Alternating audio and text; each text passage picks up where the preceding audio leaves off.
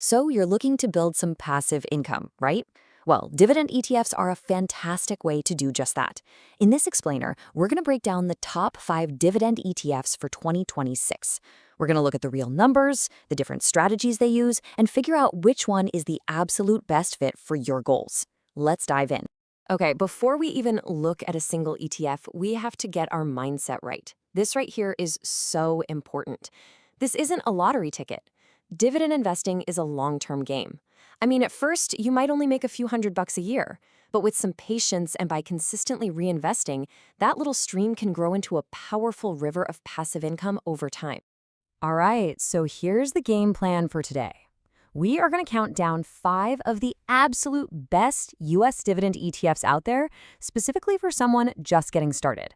We'll dig into the real numbers, the pros, the cons, and by the end of this, you'll have a super clear idea of which one, or which ones, might be perfect for you. Okay, first things first, we got to cover the ground rules, and the most important one is something called dividend yield. So what exactly is it, and why should you care? Well, let's say you just buy the whole market, an S&P 500 index fund. You'll get a little something back in dividends, about 1.2%. But a typical dividend ETF? Whoa, that's a different story. We're talking more than double that, usually somewhere between 2.5% and 3.5%. This is the whole reason people seek these things out. More income in your pocket. Let's put some real numbers to this to make it tangible. If you were to invest, say, $10,000, that difference in yield could mean you're looking at somewhere between $250 and $350 in passive income every single year, just for owning it. That's a really solid start for building that income machine. But, and this is a huge but, you've got to understand the fundamental trade-off here. It's so tempting to just chase that big, shiny, high-yield number, but that often means you're investing in companies that are maybe a little riskier or don't have as much room to grow. For any beginner, the real key is finding the right balance, not just grabbing the biggest number you can find. All right, you got the ground rules? Good. Now for the fun part, the countdown. Let's kick things off with number 5. Kicking off our list at number 5, we have SCHD, the SPDR Portfolio S&P 500 High Dividend ETF. Now, as the name kind of gives away, its whole job is to pump up your income stream right now. And believe me, it does its job really well.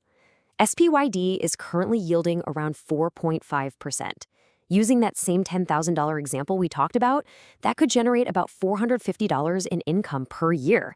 That's a pretty big jump from your average dividend ETF. But remember that trade-off we just mentioned? This is where it kicks in. The big pro, obviously that sweet high income stream. The con, though, is that this focus can lead to more price swings, and historically, it's meant lower overall growth. That's why I think of this as an income booster, not necessarily the foundation of your entire portfolio. All right, rolling into the number 4 spot, we've got FDVV, the Fidelity High Dividend ETF. I like to think of this one as the balanced blend. See, FDVV is all about finding that happy medium.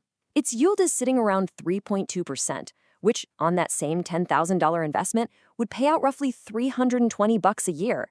It's a really solid income stream that doesn't push the risk needle all the way into the red. So what's the secret sauce here? What makes FDVV different?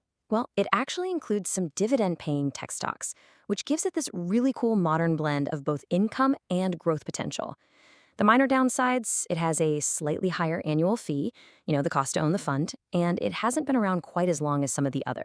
Cracking the top 3, we have DGRO, the iShares Core Dividend Growth ETF. And listen, the key word you need to remember here is growth. This fund is less about getting the most income today and way more about growing that income stream consistently, year after year. Now, right away, you're going to see its yield is lower, around 2.5%. That works out to about $250 a year on a $10,000 investment. But do not let that lower starting number fool you. The real power of DGRO isn't about today. It's all about the long game. So where's the magic? Well, it's all in what it looks for.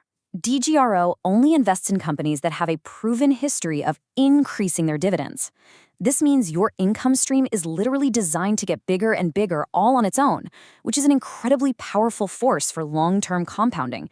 It's truly a fantastic, sleep well at night kind of investment. All right, we're at our runner-up. In the number 2 spot, it's VYM, the Vanguard High Dividend Yield ETF. And let me tell you, this thing is an absolute giant. It's one of the most popular and trusted dividend ETFs on the planet, and for a really good reason. Now, its yield is going to look pretty similar to DGRO's at about 2.4%. That comes out to around $240 a year from our $10,000 example. So again, we're not chasing the highest number here. The value with VYM is all about stability and reliability. So what's the big deal? Why does everyone love VYM so much? Well, it comes down to three things. First, it's crazy diversified. We're talking hundreds of different stocks. Second, the fees are rock bottom low, which is a huge win for long-term investors. And third, it's just plain reliable. It's not flashy, but it is a rock-solid foundation for any beginner's portfolio. And here we are, the moment you've been waiting for, our number one pick. The best overall dividend ETF for a beginner in 2026 is SCHD, the Schwab U.S. Dividend Equity ETF. In the world of dividend investing, this fund is pretty much considered the gold standard. So right off the bat, SCHD gives you a really impressive yield, currently close to 3.8%. On that $10,000 investment, that could generate around $380 a year.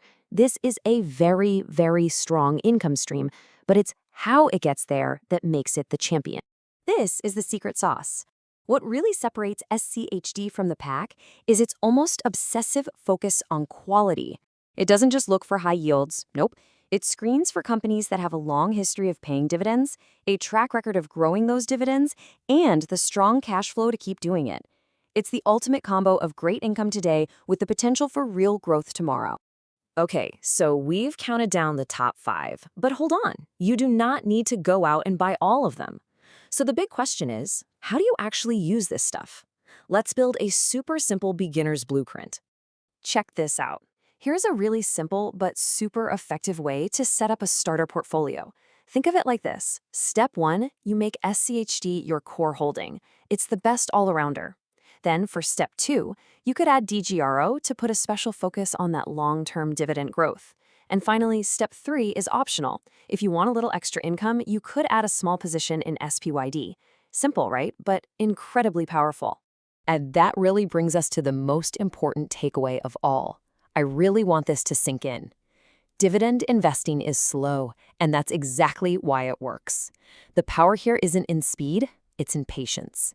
You start small, you reinvest those dividends, and you let time and compounding do all the heavy lifting for you. So now I'm going to turn it back to you.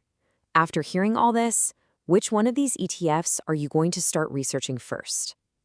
Whether it's the gold standard SCHD or maybe the growth engine DGRO, the most important thing is that you take that next step and keep on learning. And just a quick but important reminder, of course, everything we talked about today is just for educational purposes. It is absolutely not financial advice, and you should always do your own research before you make any investment decisions.